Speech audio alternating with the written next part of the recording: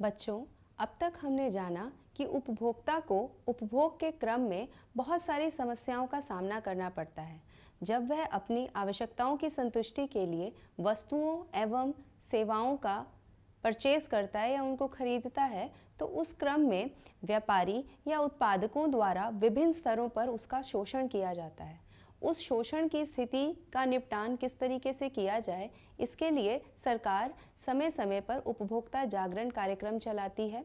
इसके अलावा सरकार ने उपभोक्ता संरक्षण अधिनियम 1986 और अभी उसमें परिवर्तन लाके उपभोक्ता संरक्षण अधिनियम 2019 को भी लाया है। अब बात आती है कि अगर उपभोक्ता को परेशानी या किसी तरह की शिकायत है, तो वह उस शिकायत को दर्ज कैसे करेगा या शिकायत कैसे की जाए। तो उसके लिए सबसे पहले शिकायत सादे कागज़ पर की जा सकती है और शिकायत करते समय कुछ विवरण देने होते हैं। वह विवरण क्या हैं, उनके बारे में हम जानेंगे। सबसे पहले शिकायत कर्ताओं तथा विपरीत पार्टी के नाम का विवरण तथा पता लिखा होना चाहिए। उसके बाद शिकायत से संबंधित तथ्य एवं यह सब कहाँ हुआ, कब हुआ, इसकी जानकारी देनी होगी। उसके बाद शिकायत में उल्लेखित आरोपों के समर्थन में डॉक्यूमेंट्स या दस्तावेज लगाने होंगे। और उसके बाद शिकायत पर शिकायतकर्ताओं या उसके प्राधिकृत एजेंट के हस्ताक्षर होने चाहिए। इस प्रकार से शिकायत दर्ज की जा सकती है। आर्थिक शोषण एवं उसका निवारण किस तरीके से किया जाए, उसके बारे में हम डिटेल में जानेंगे।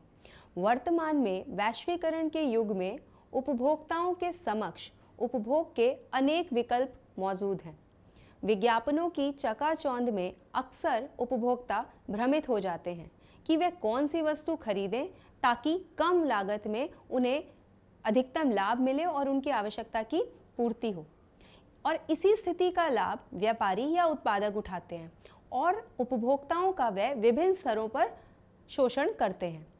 विश्व के अन्य देशों की तरह हमारे देश में भी कुछ ऐसी संवैधानिक संस्थाओं की स्थापना की गई है जो उपभोक्ताओं के इस आर्थिक शोषण का निराकरण करती हैं।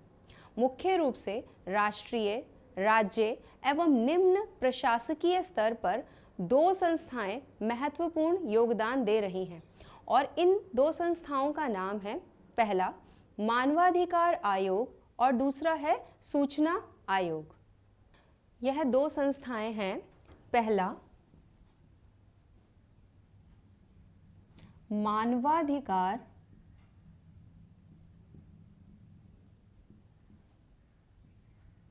आयोग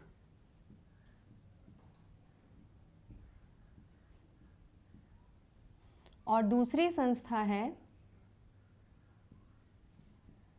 सूचना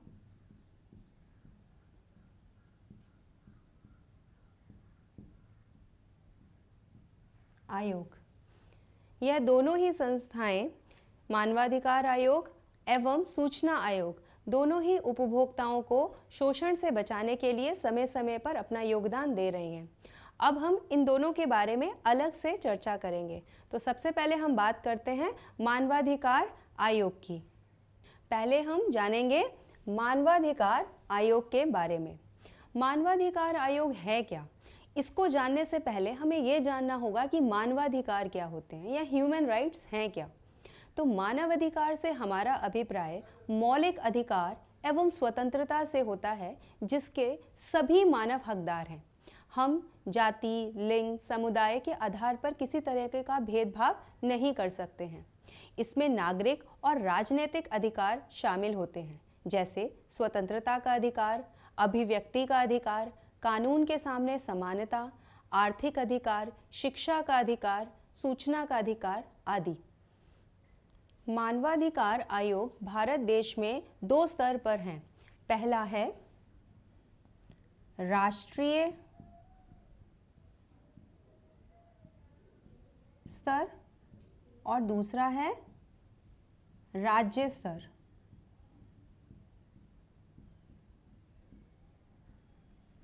राष्ट्रीय स्तर पर राष्ट्रीय मानवाधिकार आयोग और राज्य स्तर पर राज्य मानवाधिकार आयोग काम करते हैं। भारत में राष्ट्रीय स्तर पर जो राष्ट्रीय मानवाधिकार आयोग है उसका गठन 12 अक्टूबर 1993 को हुआ। यह हमारे देश में राष्ट्रीय स्तर पर एक उच्चतम संस्था है जो मानवीय अधिकारों की रक्षा और उसके अधिकार से संबंधित हितों की सुरक्षा के लिए काम करती है या सुरक्षा प्रदान करती है। इसके अध्यक्ष भारत के उच्चतम न्यायालय के अवकाश प्राप्त प्रधान न्यायाधीश होते हैं और इनकी नियुक्ति राष्ट्रपति द्वारा की जाती है। देश के प्रत्येक राज्य में राज्य मानवाधिकार यानी कि राज्य स्तर पर राज्य मानवाधिकार आयोग का गठन किया जाता है।